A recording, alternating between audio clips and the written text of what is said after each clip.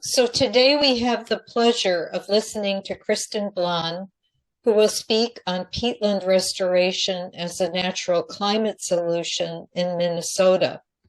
Kristen has a degree in conservation biology, both a master's and a PhD, and is a lead freshwater ecologist with the Nature Conservancy in Minnesota, North Dakota, and South Dakota. For the past 15 or more years, she has provided technical leadership for freshwater and watershed conservation planning at TNC, including development of ecological flow and water level criteria to support sustainable water management and lake classification and conservation portfolios in 4 states. So in addition to peatland protection, she's currently working on climate adaptation and protection for wild rice, as well as science, restoration, and protection strategies for floodplains, wetlands, and fresh water in Minnesota, North Dakota, and South Dakota. She's based in north central Minnesota, where she and her husband raise vegetables, chickens, and grass-fed lamb. So I'll turn it over to Kristen now. Thank you, Lynn, and thank you everyone who has joined today. So also, as a freshwater ecologist and the background that was given, I'm sort of new to the world of peatlands, which is a huge community of scientists globally. And but I do have that background in spatial planning, and drainage in particular was a big focus, looking at drainage and altered hydrology as a stressor for aquatic ecosystems. And that's really how I got interested in this peatland work for based on how much drainage has happened in Minnesota. So the reason TNC is taking such a deep dive into peatlands is definitely due to the recent focus on climate action. And trying to move this. Okay. You've probably heard the term natural climate solutions, and that's basically referring to where strategies we need to reverse biodiversity and habitat loss can also be significant contributors in the short term, especially to reduce emissions or enhance carbon sequestration in the landscape and the waters. So forests, grasslands, wetlands, soils, everywhere that the land and the waters are currently contributing to the climate emissions. So our state in Minnesota recently developed the Climate Action Framework. This is referred to as climate smart, natural, and working lands often, and it's about sort of improvements to everything we're doing on croplands for soil carbon sequestration, and also forest protection, peatland protection and restoration. If you follow the kind of climate negotiations and things like the IPCC or Project Drawdown, you're probably familiar with the way that climate scientists and others have been working hard to draw up these pathways or scenarios of how to get to the emissions reductions that are needed to get the climate targets under the Paris or other agreements, where they're aiming for like 1.5, less than 2 degrees, 1.5 degrees Celsius change. And we can debate whether we're sort of losing the window is closing to meet that target, but natural climate solutions, and otherwise known as agriculture, I won't use the acronym, but land and water-based pathways can contribute up to 1/3 or more of mitigation in the short term to get to those targets, if we did everything very soon. And so that's also a big question of whether we're going to be able to move quickly enough, even with the land-based protections. But another way of thinking about this or looking at it is that these ecosystems are already holding on to this stored carbon, which is stored energy from plants taking carbon out of the atmosphere for hundreds or thousands of years and storing it underground in soil and biomass. But the way that we've been using and are managing these lands and waters, particularly for the last 500 years, has made them into big sources of climate emissions. So by protecting or restoring these lands or improving the way we manage them. We're trying to turn them back into larger carbon sinks, or at least lower sources. And globally, wetlands are the biggest, have the biggest carbon stocks, even though in many cases they aren't accumulating that carbon very quickly. And that's mostly because of the peatlands and how much carbon is stored in those deep peat soils. And so keeping those stocks in the ground is very important. It's the carbon that's already in those stocks is considered irrecoverable, and so if we convert them or continue to drain them, they will release more of that carbon into the atmosphere, and it will make it even more difficult or impossible to avoid climate warming. On the, all the scenarios are consistent about that. So peatlands are also another way. Recent Global Peatlands Initiative or Global Peatlands Assessment, we've known this for a long time. They cover only about 3 or 4% of the Earth's land surface, but are accounting for as much of a third or more of stored terrestrial soil carbon. Spent a lot of focus on forests because forests can accumulate carbon quickly, but this is 2 times as much as the world's forests. And forests ultimately also release that carbon eventually when the trees die, whereas the carbon stored in these peatlands is accumulating, and I'll talk about how, but over time it's permanent sequestration. And also important to recognize that although over time these peatlands are functioning mainly as sponges or carbon sinks, storing it in the peat, this is reversed by drainage and conversion. So drained and degraded peatlands are actually a pretty big source of carbon to the atmosphere, as much as 5% of global emissions. Some estimates are larger.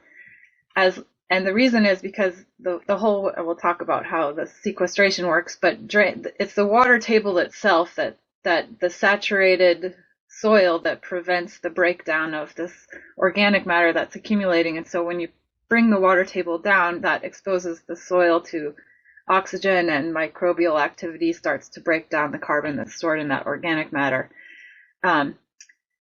However, it's sort of complicated, and we'll get into that, but that wetlands are also a very big source of methane, and that's methane, if you're following the climate stuff, is more potent molecule per molecule than carbon dioxide as a greenhouse gas. It's anywhere from 20 to 50 times the warming potential. There's less of it, and it doesn't stick around as long, but it's getting to be very important in all the climate modeling scenarios. But anyway, drainage is a problem. So going back to that natural climate solutions paper that many scientists came up with, avoided peatland impacts and peatland restoration were identified as 2 potentially really significant land-based or pathways, but they also had these huge uncertainty bars. But Minnesota has the largest extent of peatlands in the lower 48 states, more than any state but Alaska. And so we were trying to get a better handle on what role this could play for our chapter of TNC. So let's go a little bit more into detail about what peatlands are. There's a lot of definitions out there, and it can sort of be tough to come up with a simple definition. In general, they're wet, mossy, carbon-rich ecosystems where that waterlogged soil and anoxic conditions slows the decay of the dead plants. And in northern climates, the accumulation of peat happens very slowly over very long periods of time, and sometimes can reverse during warm periods or drought like we're having this summer. But over time, it gradually builds up to form these rich peat deposits, and that's evidence of the accumulation over time. So peatlands have to have at least 40 centimeters of accumulated peat, but in many places it can be much deeper than that. So like in Minnesota, some of the peatlands that have been accumulating since the last ice age are 30 feet, 10 meters more deep or more. So all wetlands are important for the climate cycle, but not all of them are equal when it comes to this carbon storage function. And not all wetlands are peatlands, but all peatlands are wetlands. So this is just kind of show differences between mineral soil wetlands and peatlands. And Minnesota has both types of wetlands, and the line between them is somewhat blurred. But and it gets, the more you know, the more complicated it gets. You know how that works. But so it's kind of a balancing act, as I mentioned, between the production of plant material and the decomposition of plant material, which in unwaterlogged systems tends to balance out over time. You store a certain amount of biomass and then it reaches some equilibrium in the soil. Whereas for peatlands, it can continue to accumulate and get buried, and I'll talk a little bit more about how that works. But in any given year, they can be a source or a sink of both carbon dioxide or methane, but in general, they're bigger sinks than other types of systems.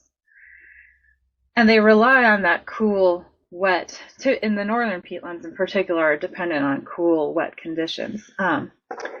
In Minnesota, we can map them in terms of vegetation, native plant community, or wetland types.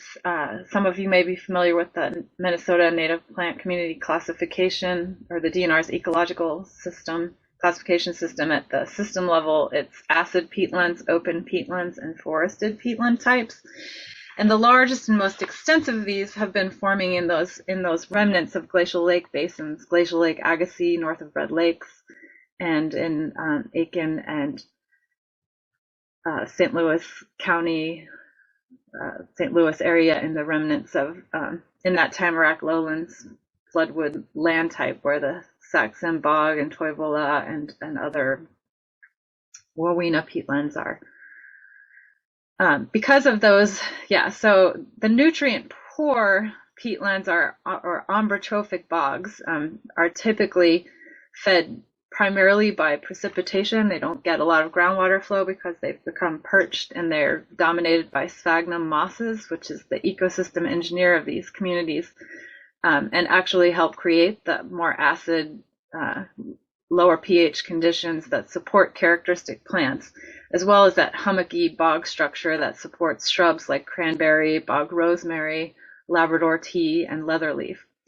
And the sphagnum mats are very important to this whole carbon cycle and the structure of these communities. They help create those floating bogs you've probably experienced, where you walk out and it feels like you're walking on an old-fashioned waterbed at times. And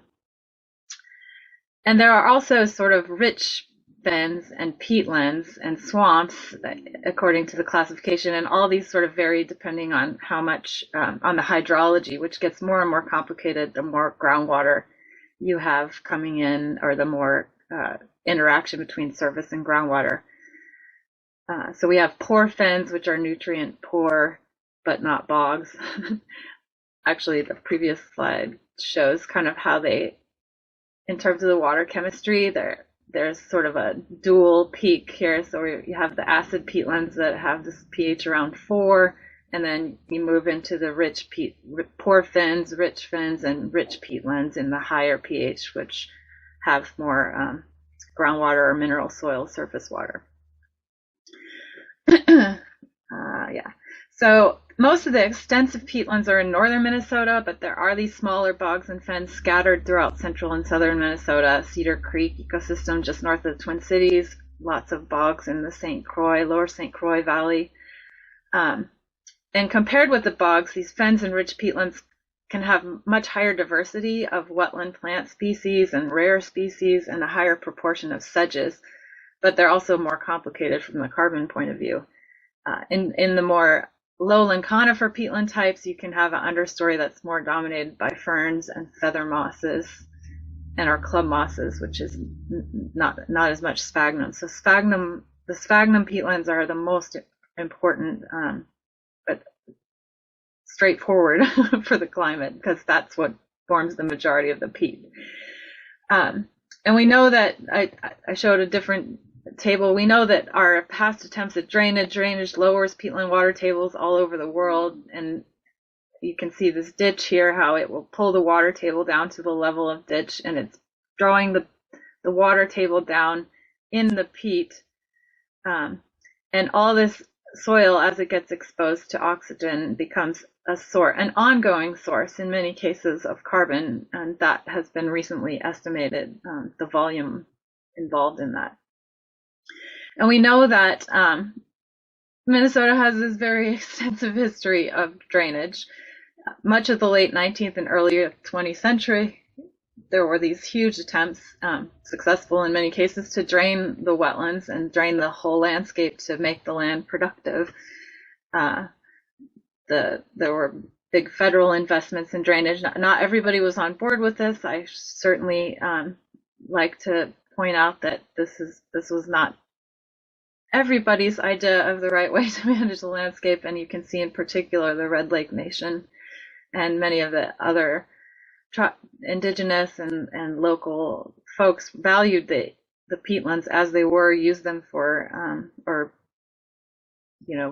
relied on them for medicinal plants and other uses and furs. But the drainage kind of happened on this massive scale through these massive investments, thousands of miles of surface drainage ditches that we still have. It did more or less enable the large amount of agricultural production in the southern and western part of the state, where a lot of wetlands were the majority of wetlands were completely drained. But in the northern peatlands, a lot of these failed.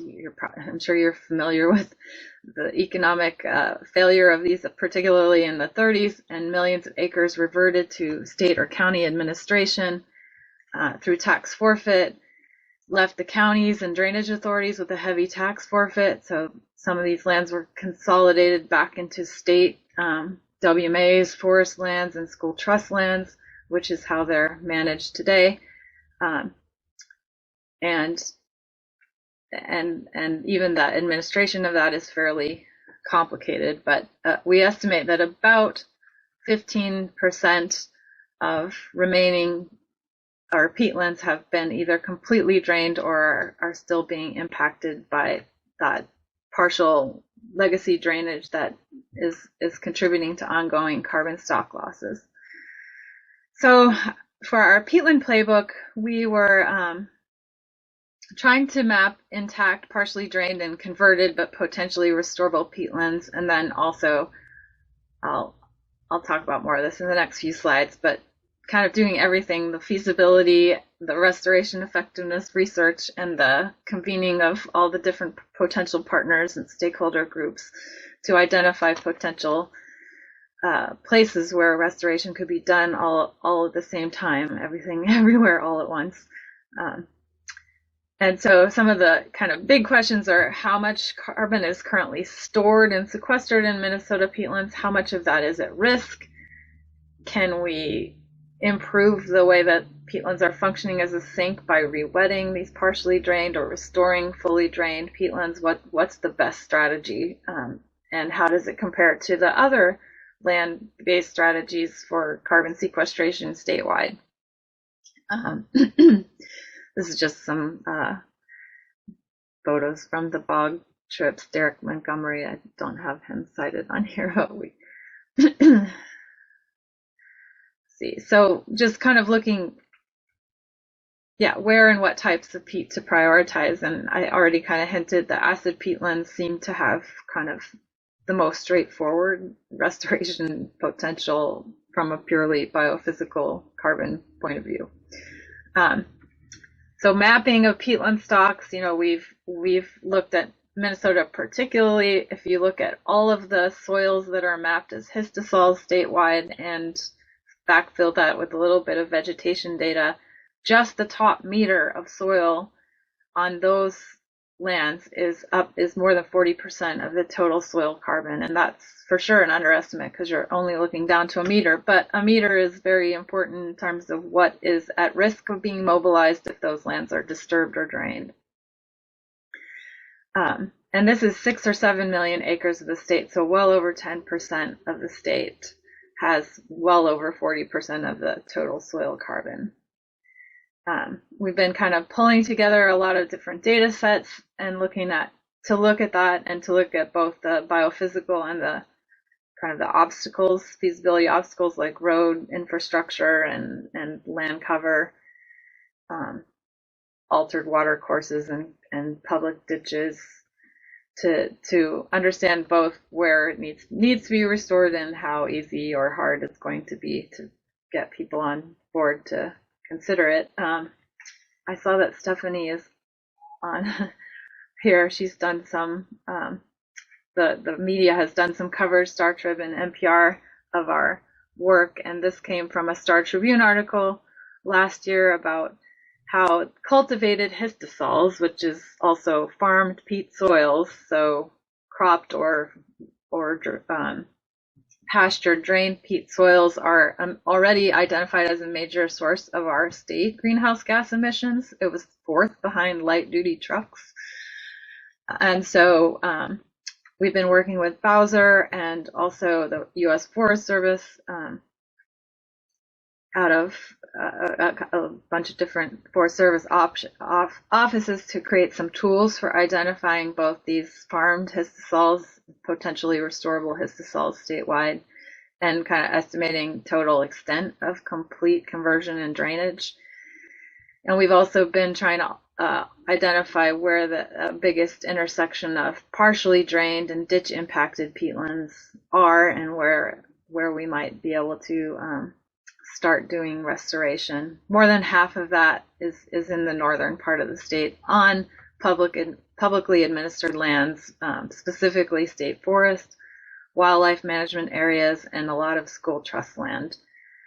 And we've been working with state and local partners also to understand and identify what the funding mechanisms and policies and opportunities are for restoration or ditch abandonment, for example, where they're no longer serving a big benefit and would be better to be restored. So just mapping biophysical and social feasibility of restoring these partially drained peatlands. And at the same time, we've been putting together a network, and this kind of happened in a very self-organized way. When the word got out that we were working on this, we were just delighted by all the interest that we're getting from other peatland scientists and experts and drainage authorities and local folks and wetland lovers and birders. And then the science community in Minnesota that has been working on peatlands for many years, many of whom I'm sure were involved in Wetland Conservation Act and designation of the original peatland scientific and natural areas. So this has been great. We are formed a bunch of different working groups out of a symposium that we held earlier this year in Grand Rapids, and we're working with some and folks, including consulting firms that have done or are working on wetland or peatland restoration projects in northern Minnesota. So we've got, my arrows are off here a little bit, but we've got some case studies up in the northern peatlands and Saxon Bog to talk about. And we also have in Minnesota a really, I'm sure a lot of you have heard about the spruce and peatland response under changing environment. Multi-million-dollar study funded by the Department of Energy at our long-term ecological research station in the Marcel Experimental Forest north of Grand Rapids, where they've been looking at different climate warming and CO2 enhanced scenarios in these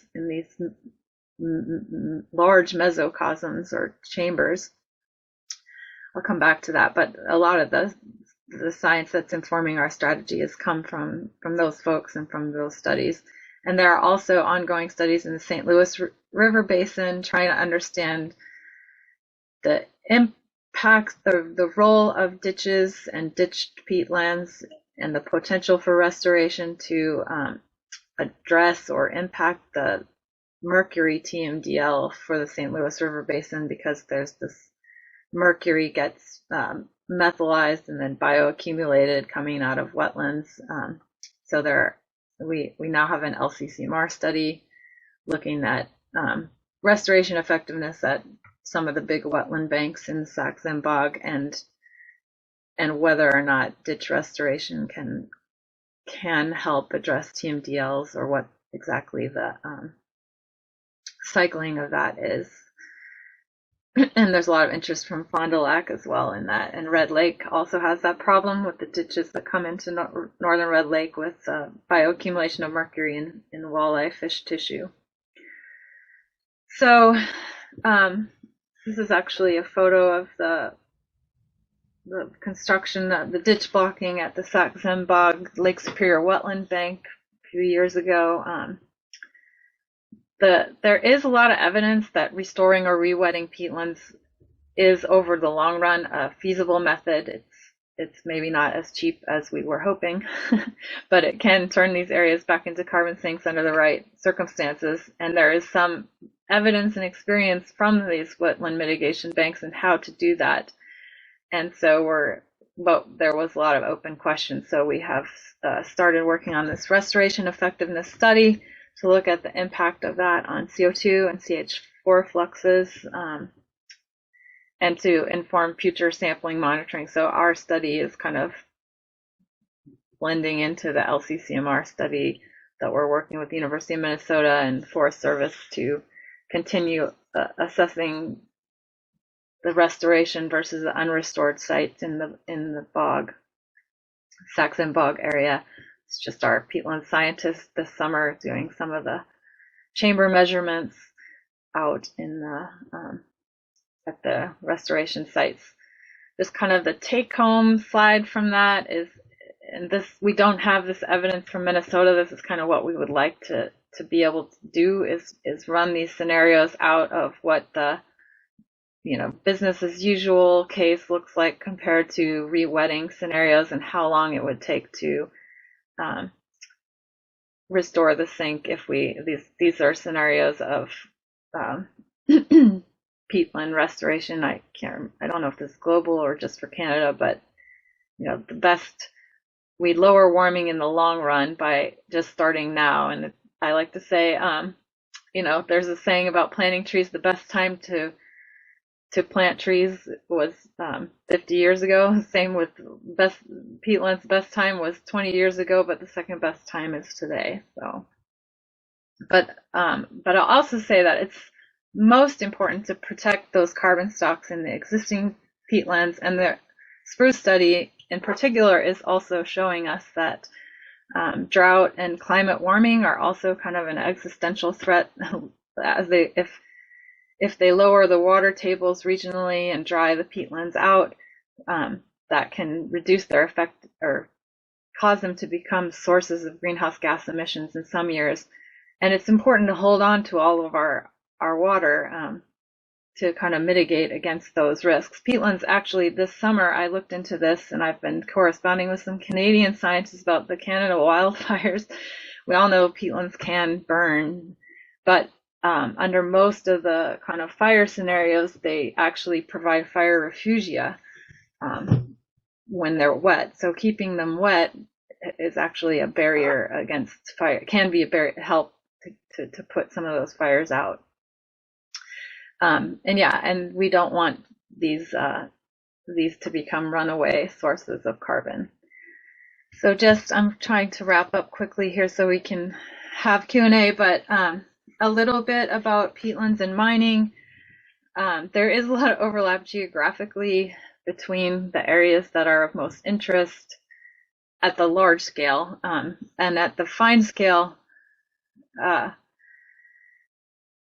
we'll get into it. There's different types of mining and different implications of mining. I was particularly interested in Chris Lenhart, who's my colleague at TNC in the U working on this restoration studies.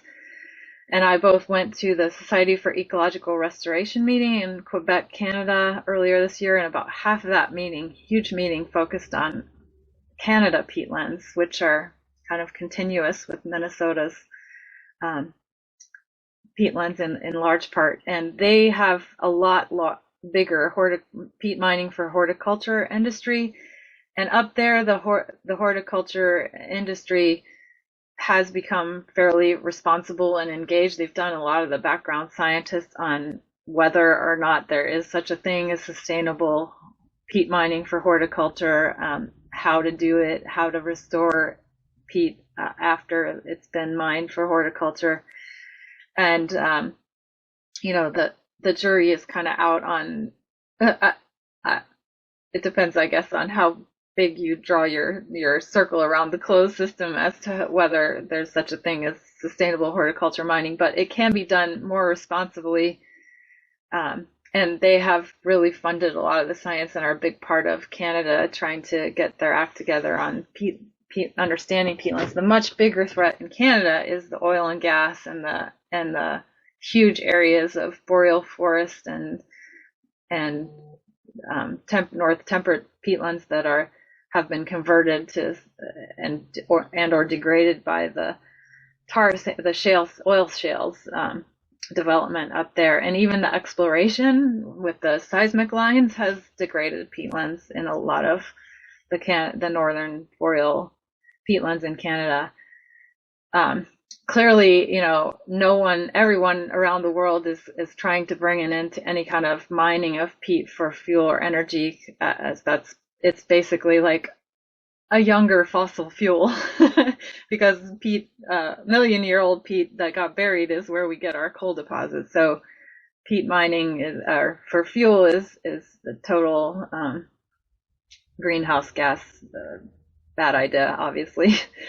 But then we have a lot of interest in the mineral resources that occur in this part of the state where we have so much peatlands. And, there's a lot of support for the renewable energy transition, but we don't have, and I'm not the expert on this, but we don't have examples of where this has been done in a way that didn't impact the water.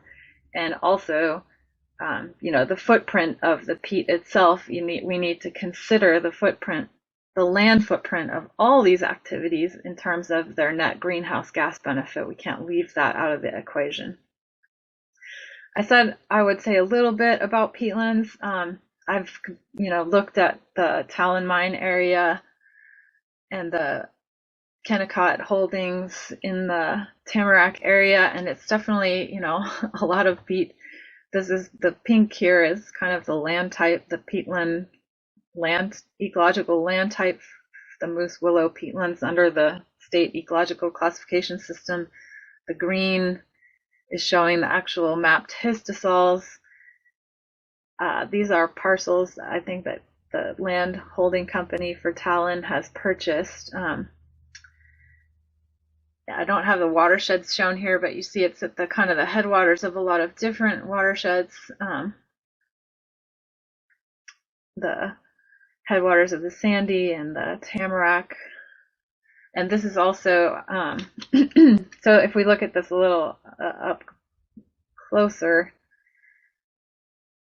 right around Tamarack, this is how the native communities are mapped, and this pink area is like the acid peatlands. So these would be the sphagnum, big open sphagnum Tamarack, where you have the open Tamarack and black spruce, stunted trees in the hummocky bog, and then the green is like lowland conifer, thicker conifer bog, in terms of the way that it's mapped. But all these colors are pretty much mapped as some kind of wetland types. So it's very high amount of wetland area.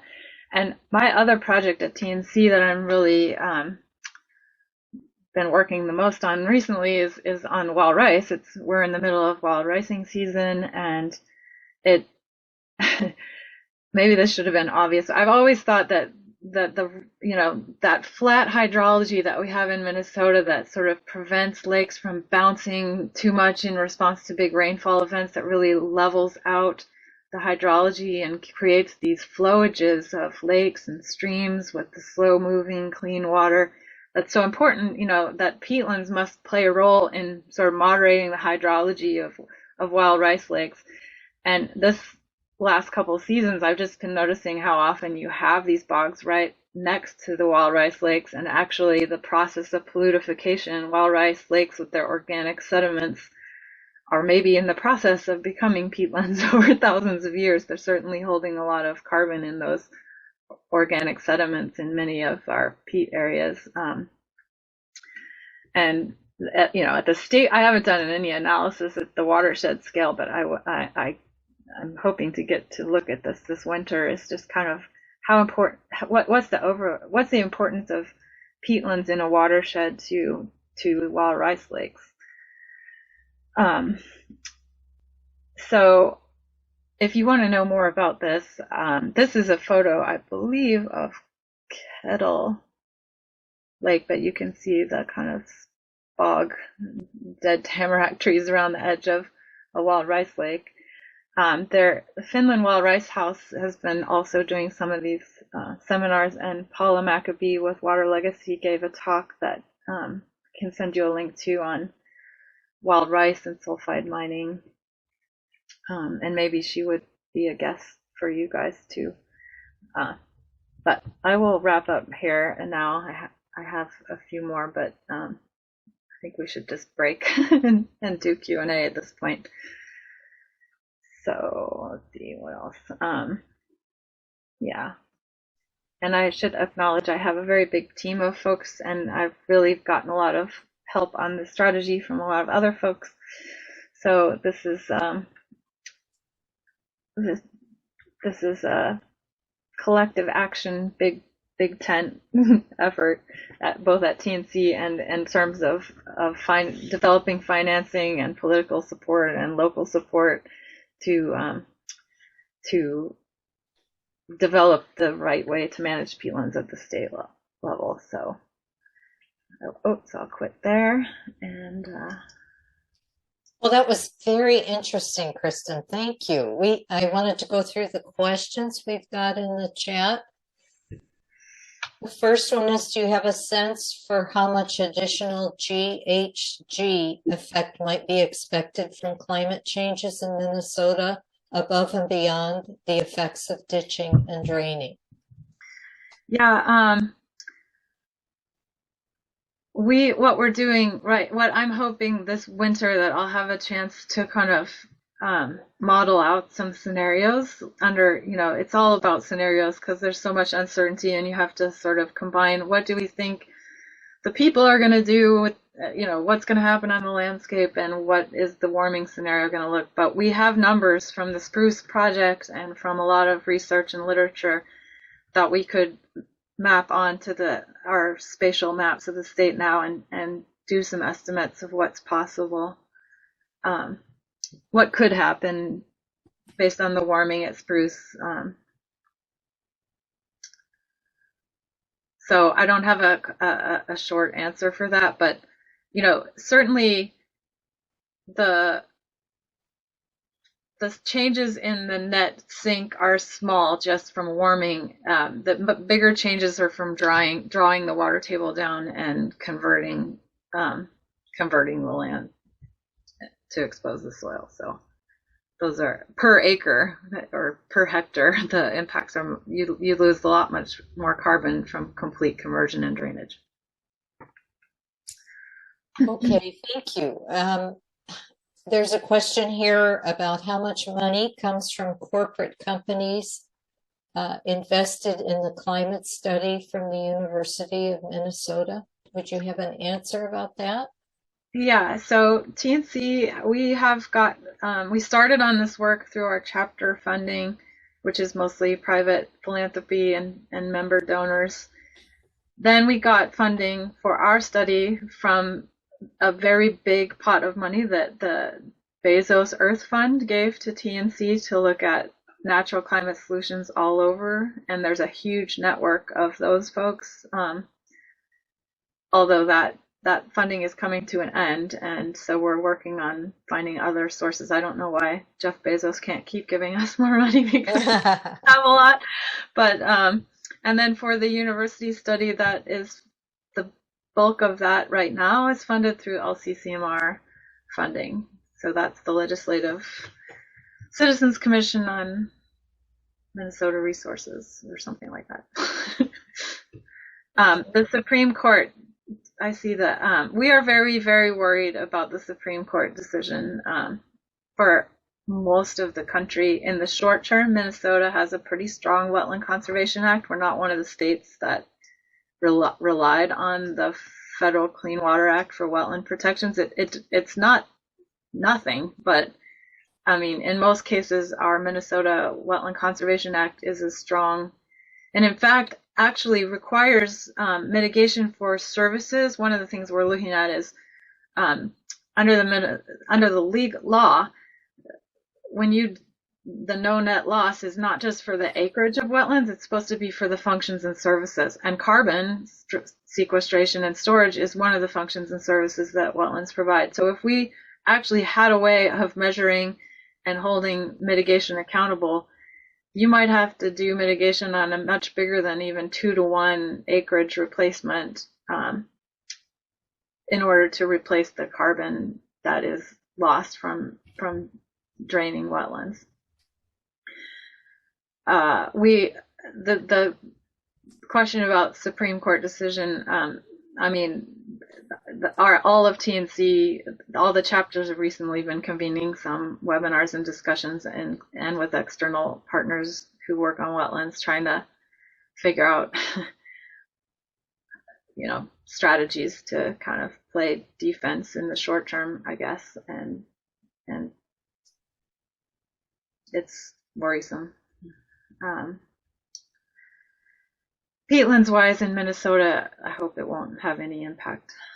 But can peat be used to filter taconite emissions? That's a good question. There is some good science happening in NRI on things like how to trying to develop cost-effective, even any kind of reasonably feasible water treatment for taconite and mining. So far, I don't think there's anything that's too cost-effective or that's too affordable, but I don't think that means that we shouldn't require, no off-site impacts. And so I think it's fair to say that those tailings ponds need to have adequate, continue to strive for either don't do it or follow the law on no offsite impacts to the water quality. Passive treatment, passive treatment is happening on the landscape in some ways, but the impacts are to the land that's doing that work, so, and the water. So, I think this is not my area of expertise, but there are folks involved in our project and that I think are working on these kind of questions and should continue to do so.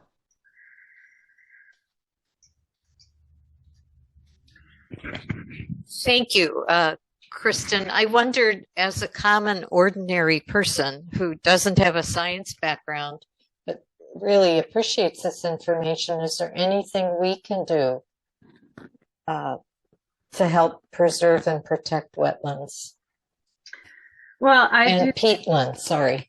Yeah, I mean, I think that already, the collective action that happened in the night. So I guess when Rudy Purpich was governor, he was going to turn Minnesota peatlands into the Saudi Arabia of peat for Minnesota. We were looking at energy development, and a lot of the peat inventory and science got done during that period. And there was just a massive sort of upwelling of people saying, wait a second, hold off, not such a good idea. We've lost all of our wetlands and we don't want to lose any more. Red Lake Band played Red Lake Nation made the case for the Red Lake peatlands in there, along with a lot of environmental and citizen voices. So it always matters. It's and it has mattered over polymet, and over the wild rice sulfate standards, proposed changes in that for people to, understand. And I think scientists are getting better and trying harder to sort of convert the science into plain language so that people can understand what's at stake more easily and weigh the trade-offs more accurately. We're just running up against a wall in terms of, we need the minerals, but we also can't push our ecosystems any further. There is no free lunch anymore. Like, everything is going to come with a loss. And I don't think people have fully had to pay the price for the loss on the or, fully absorbed what it means to lose clean water and biodiversity. There's this short-term, long-term kind of grasping. So the more people can sort of try to just make what they care about known, even if you don't feel like you have a complete grasp on what the impacts. I'm hoping to work with. I saw that you had Carrie Jennings speak earlier, and her and other scientists to really try myself to understand kind of what this mine is promising compared to previous mines, and if there's anything, if it's really a great improvement. I mean, they are saying they're going to be carbon neutral, and that's because they're planning on trying out a brand new technology of carbon storage. And there's a lot of talk about taking, or like blanking on the term, but technological approaches to taking carbon capture and storage. And it's new, and we all should have learned the lesson of Pandora's box by now, that there are often unintended consequences from new technologies. We shouldn't hang all of our climate solutions on new technology. But something like that is also going to be actually, well, globally, we have spent the last 500 years sort of putting all of millions of years of sunshine and carbon stored in plants up into the atmosphere. And so I think I'm not against all these new technologies. I just think that we need to do the full due diligence to make sure that we're accounting for everything in bringing them online, and we haven't been very good at that in the past. So Kristen, a question. In the case of Talon and Tamarack, it's an underground mine. It's right below a lot of wetlands, aquifers, and groundwater, as you showed in your map. Your map was very good.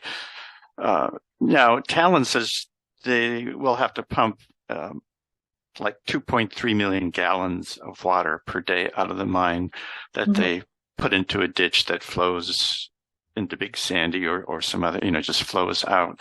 So you're kind of lowering the water tables for this whole wetland area by 2.3-ish or more. We think it's more because they didn't account for a lot of additional sources of groundwater that get into the mine. And so you've got all this water, 2.3 million gallons, say, plus or minus, per day in that area. And I would think that would have a huge impact on peatlands and increase the carbon problem. And I don't know if you have a sense for what impact that might be, given the numbers that I said. Yeah. So 2.3 million gallons a day of water sounds like a lot. If you compare it to other water appropriations, there are huge volumes of water out on the landscape. I don't want to minimize that at all, but I don't know whether, I haven't seen the plan, but what we have been doing, for better or worse, we have totally altered the water cycle as well across a lot of our landscape. And in some cases, we're pulling fossil groundwater that wasn't connected to the surface out and adding it into the surface water. That happens a lot out in Dakotas or places where they're actually pulling water out that was not part of the surface water cycle, and in some cases adding water to the surface water, which has its own implications for ecosystems, because the water chemistry is really important for structuring these ecosystems. So that's part of hydrologic alteration, and you can have an impact to the bog just from putting groundwater into an acid peatland, for instance. I don't know how, I haven't studied this plan yet, although I also hope to look at the specifics of the plan as the comment period, as they put it out there to look at, to just get a sense of what the volume of water is going to look like in terms of local streams and wetlands, percentage wise, how much of a hydrologic impact there could be from that alone, and what, if any, pre-treatment they can do to take anything of concern out of it. Well, that brings out a good question in that they do say that 2.3 million gallons, or all the water they're pumping out of the mine, they plan to send through like a reverse osmosis filter, very fine filter mechanism to get any of the sulfites out. So what comes out into the ditch is, more or less sterile water. And as you pointed out, that can have a big impact on the water chemistry as that water flows through the environment. I mean, there's no doubt that, they will have to do things differently and much better than any other mine. And I appreciate I would like to go visit that Eagle mine in order to have the, no impact. And it will depend on where and how they outlet that water, as far as how much of an impact it would have. But I mean, so I think it just, they need to be held accountable for every step and every claim, and we have better science to do that than we have. And then there's always I've always asked this question my whole career, is like, does an EIS ever lead to the decision to not go ahead, or is it just sort of a forensic study to say what's all going to be damaged by this project? And we have a few examples now of where, there was a decision to no action alternative, should be one of the options if you're doing a full alternatives assessment. You should be able to say the costs outweigh the benefits and we're not going to go forward. And hopefully we're seeing that happen more now, but I am concerned about the kind of the direction that is implied by the Supreme Court decision. So globally, I mean, we also know for TNC as a global organization, we also don't want to be a NIMBY, and just send all these mining companies out to the Congo or other places where the impacts, there's no safeguards in place and not as much, and there's not enough kind of environmental safeguards to protect those people and places. If the mining is, we need to be engaged, is what I'm trying to say in the discussion, and it's think global, act local kind of philosophy, right? You mentioned the Eagle Mine in Michigan. They have to file a report every year with the state. And we noticed in the report that it's a number of monitoring points. They were already changing the water chemistry and polluting the water. We have a flyer on it with the exact details. And they're lowering the water levels at certain points, 1.7 feet. And they're only pumping 5% of the water that Talon would pump in our area. Wow. Okay. We'll send you that sheet. Yeah. Well, any other questions here? There's a question here about, do you think that carbon storage technology will affect wetland hydrology in the vicinity of the proposed mine? I would certainly not discount it as possible. I don't know much about how it's proposed to work at the moment, but we do, yeah, it needs to be modeled and looked at for sure. I'd like to thank you. I think we're coming to the end of our time. This was a very thorough and informative presentation. Thank you so much, Kristen.